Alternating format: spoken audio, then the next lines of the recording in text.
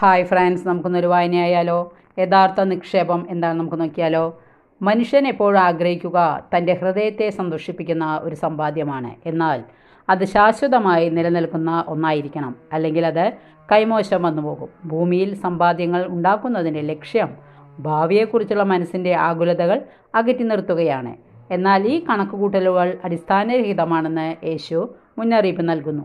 ഭൂമിയിലെ സമ്പാദ്യങ്ങളെല്ലാം കടന്നു പോകുന്നതും നശ്വരങ്ങളുമാണ്. എന്നാൽ വിലയേറിയ രത്നങ്ങളും വിലയേറിയ വസ്ത്രങ്ങളും നഷ്ടപ്പെട്ടേക്കാം. അവ തുരുമ്പും കീടങ്ങളും നശിപ്പിക്കും, കള്ളന്മാർ മോഷ്ടിക്കും. സ്വർഗത്തിലെ നിക്ഷേപം അനശ്വരവും മാറ്റമില്ലാത്തതുമാണ്. ഒരുവൻ ഏതു സമ്പാദ്യമാണ് തിരഞ്ഞെടുക്കുന്നത്, അതിനൊപ്പമായിരിക്കും അവൻ്റെ ഹൃദയവും. അതായത് അവനെ നയിക്കുന്ന പ്രേരക ശക്തി അവൻ തിരഞ്ഞെടുത്ത സമ്പാദ്യമായിരിക്കും. ദൈവമേ, അവിടുന്നാണ് എൻ്റെ സമ്പാദ്യം എന്ന് നമുക്ക് പറയാനായിട്ട് കഴിയണം. നമുക്ക് അതിനുവേണ്ടി പരിശ്രമിക്കുകയും ചെയ്യാം. വായന ഇഷ്ടപ്പെട്ടെങ്കിൽ ലൈക്ക് ചെയ്യണേ. Thank you. ബൈ.